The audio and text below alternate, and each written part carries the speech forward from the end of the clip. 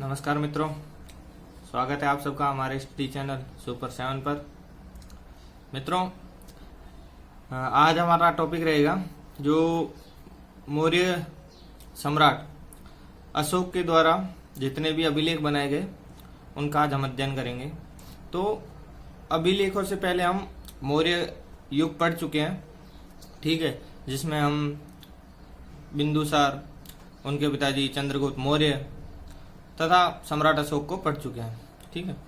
तो जो मौर्य वंश का जो समाप्ति होती है वो 185 ईसा पूर्व में जो अंतिम शासक वृहद्रथ होता है उसकी मृत्यु के साथ मौर्य वंश समाप्त होता है।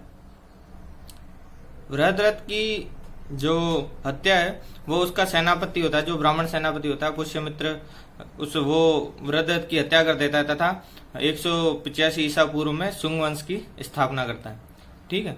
तो शुंग वंश को पढ़ने से पहले हम पढ़ेंगे जो अशोक द्वारा अभिलेख बनाए गए तथा मौर्य वंश का प्रशासन कैसा था, उसकी राजनीतिक पर स्थिति कैसी थी, सामाजिक, आर्थिक तथा मौर्य जो वंश है, मौर्य युग है, इसका भारतीय इतिहास में क्या महत्व है उसके बारे में हम पढ़ेंगे।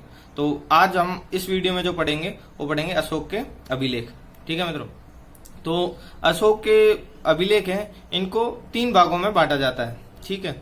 शिलालेख, स्तंभलेख, गुहालेख, ठीक है। तो शिलालेख वो होता है जो शिलाओं पे, पत्थरों पे लिखा जाता है, ठीक है। स्तंभलेख तो एक स्तंभ बना के उसके ऊपर जो लेख लिखे जाते हैं वो स्तंभलेख कहलाते हैं। गुहालेख जो गुफाओं में लिखे जाते हैं, ठीक है मित्रों, वो गुहालेख कहलाते हैं। तो शिलालेख इनको भी 2 भागों में, जो अशोक के शिलालेख है उनको 2 भागों में बांटा गया है, जैसे वृहद बड़े शिलालेख जो और लघु शिलालेख जो छोटी शिलाओं पे लिखे गए वो। स्तंभलेख भी वृहद स्तंभलेख तथा लघु शिला स्तंभलेख इनको बांटा गया है तथा गुहालेख। तो इनको हम क्रमशः पढ़ेंगे, ठीक है। जो अशोक के वृहद शिलालेख है इनकी संख्या 14 है, जो कि 8 अलग अलग स्थानों से प्राप्त हुए हैं। कुल 14 वृहद शिलालेख मिले हैं, जिनमें से ये 8 अलग अलग स्थानों से प्राप्त हुए। वो 8 स्थान कौन कौन से उनको पढ़ेंगे, जैसे शाहबाजगढ़ी तथा मानसेरा पाकिस्तान में, यहाँ से मिले हैं। यहाँ से मित्रों इनका जो ये पश्चिम उत्तरी पश्चिम एरिया था, इसमें यूनानी राजाओं के संपर्क के कारण यहाँ की जो भाषा शैली है वो खरोष्टी तथा अरामाइक जो लिपि है उसके अभिलेख मिले हैं सबसे ज्यादा, ठीक है। बाकी कालपी उत्तराखंड में, धौली और जोगुड़ जो उड़ीसा में पड़ती है, जिनमें ये इसमें धौली और जोगुड़ में 13वें अभिलेख का उल्लेख मिलता है, ठीक है, जिसको पृथक कलिंग प्रज्ञापक भी कहते हैं, वो धौली और जोगुड़ में मिला है, ठीक है। गिरिनार तथा जूनागढ़ में यहाँ अभिलेख मिले, गुजरात में, सोपोरा महाराष्ट्र तथा एरगुड्डी आंध्रा में। यहाँ कुल 8 स्थानों से जो अशोक के वृहद शिलालेख है वो मिले हैं। कुल 14 शिलालेख है और 8 अलग अलग स्थानों से मिले हैं।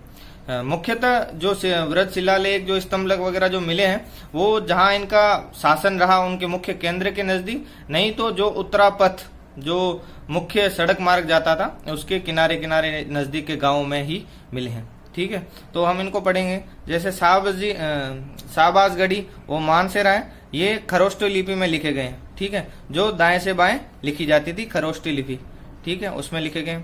धौली और जोगढ़ जैसे आपको बता दिया, ये इसको पृथक कलिंग प्रज्ञापक भी कहते हैं। क्यों? क्योंकि जो यहाँ से 13वां जो शिलालेख मिला है धौली और जोगढ़ का, इसमें क्या है कि कलिंग के युद्ध का उल्लेख नहीं है। बाकी जो अशोक का जो 13वां शिलालेख है उसमें क्या है, कलिंग युद्ध है उसका उल्लेख मिलता है, लेकिन जो धौली और जोगढ़ में जो 13वां शिलालेख मिला है उसमें क्या है कि कलिंग के युद्ध का कहीं वर्णन नहीं है। इसके कारण इसको पृथक कलिंग प्रज्ञापक भी कहा जाता है, ठीक है मित्रों।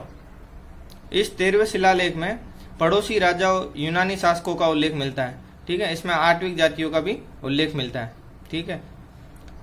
इसके पश्चात पढ़ेंगे लघु शिलालेख, जो अशोक के व्यक्तिगत जीवन के बारे में जानकारी देते हैं, ठीक है।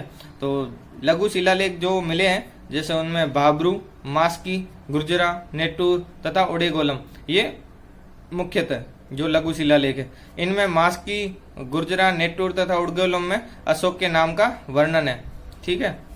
तो मित्रों इससे पहले बता चुके हैं जो अशोक के अभिलेखों में कहीं कहीं जो नाम मिलता है वो कहीं कहीं 1-2 जगह अशोक का मिलता है। बाकी जो देवता प्रियदर्शक उसका उल्लेख मिलता है, जो देवताओं का प्रिय राजा हो उसका नाम उल्लेख किया गया है अशोक के शिलालेख या स्तंभलेखों में, ठीक है।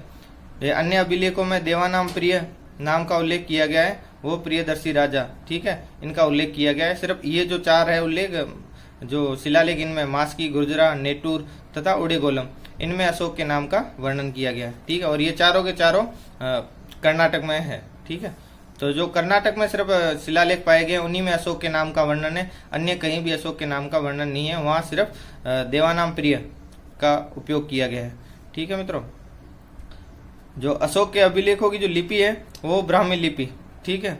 जो अशोक के अभिलेखों की कुल हमें 4 लिपियां मिलती है, 4 लिपि का प्रयोग मिलता है, ठीक है। ब्राह्मी लिपि, खरोष्टी लिपि, अरामाइक लिपि, ठीक है, ग्रीक लिपि, ठीक है। तो जो इनमें सर्वप्रथम ब्राह्मी लिपि का जो अध्ययन किया गया, जो पढ़ पाए हैं, वो अशोक की लिपि ब्राह्मी लिपि को ही पढ़ पाए हैं। इससे पहले की जो प्राचीन लिपियां उसको अभी तक कोई नहीं पढ़ पाया। तो जो सर्वप्रथम पढ़ी गई है वो ब्राह्मी लिपि पढ़ी गई है, वो 1837 में जेम्स प्रिंसेप के द्वारा पढ़ा गया है, ठीक है मित्रों। शिलालेख के पश्चात जो आता है वो है स्तंभलेख। तो स्तंभलेख को भी 2 भागों में बांटा गया है, जैसे वृहद स्तंभलेख तथा लघु स्तंभलेख। वृहद स्तंभलेख की संख्या जो है वो 7 है, जो 6 स्थानों से मिले हैं। तो जिसमें 6 स्थान है प्रयाग, दिल्ली, ठीक है, दिल्ली में जो टोपरा तथा दिल्ली में मेरठ, लोरिया में नंदनगढ़ तथा अर्राज तथा रामपुरवा, ये कुल 6 स्थान है, ठीक है मित्रों, जहां से वृहद स्तंभलेख मिले हैं, ठीक है। इनमें से स्तंभलेखों में जो मुख्यतः है वो प्रयाग स्तंभलेख है, जो मूल रूप से कौशाम्बी में था, ठीक है। अकबर ने इसे वहां से लाकर इलाहाबाद के किले में स्थापित करवाया, ठीक है। इसी स्तंभ पर अशोक की जो रानी है करुआ की, उसका लेख है, ठीक है, जो लघु स्तंभलेख कहलाता है।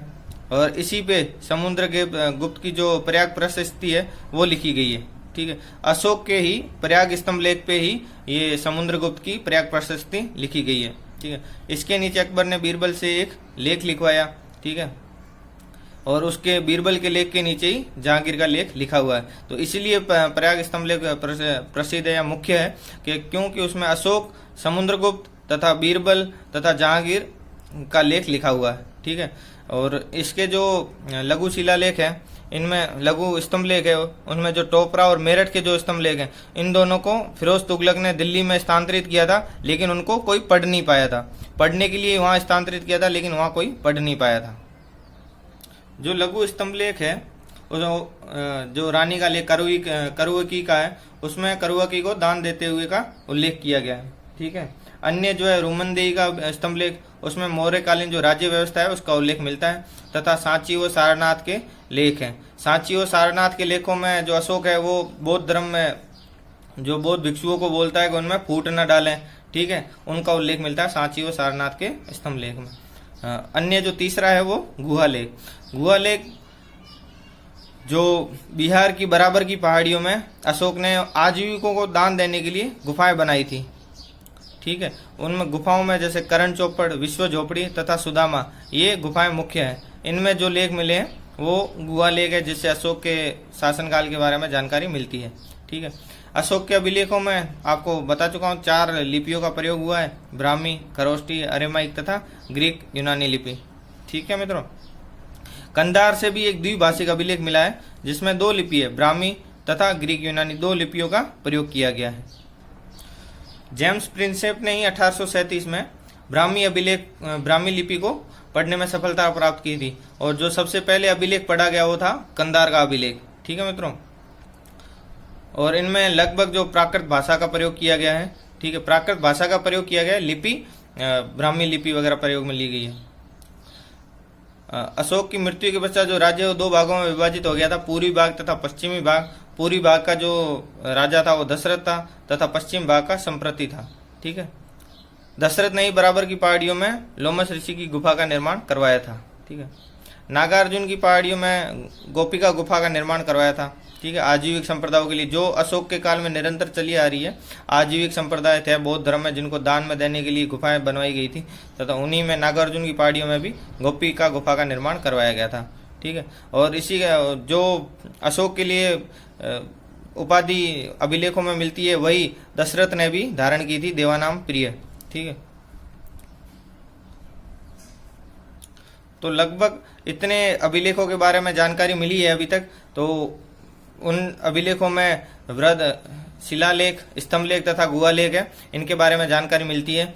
तथा इनको अलग अलग भागों में बांट के किन किन स्थानों से क्या क्या मिला है वो मित्रों उनका अपनी नोटबुक में नोट्स बना ले तथा याद कर ले कि किन किन जगह कहाँ कहाँ मिला है, क्या क्या मिला है। तो लगभग इनमें यही है कि जो कर्नाटक में मिले हैं उनमें अशोक के नाम का उल्लेख है, बाकी कहीं भी नाम का उल्लेख नहीं मिलता है। वहाँ देवानाम प्रिय उपाधि का धारण किया हुआ मिलता है, ठीक है। अशोक का उपाधि का ही वर्णन मिलता है देवानाम प्रिय, बाकी कहीं नहीं मिलता है। तो 185 ईस्वी में जो मौर्य वंश समाप्त हो जाता है उसके सेनापति पुष्यमित्र शुंग ने उसकी हत्या कर दी थी बृहदत्त की, और उसके बाद शुंग वंश की स्थापना होती है। अगले वीडियो में हम पढ़ेंगे मित्रों जो मौर्यकालीन राज्य व्यवस्था थी उसके बारे में, तथा मौर्य काल का जो मौर्य युग का जो महत्व है उस महत्व के बारे में।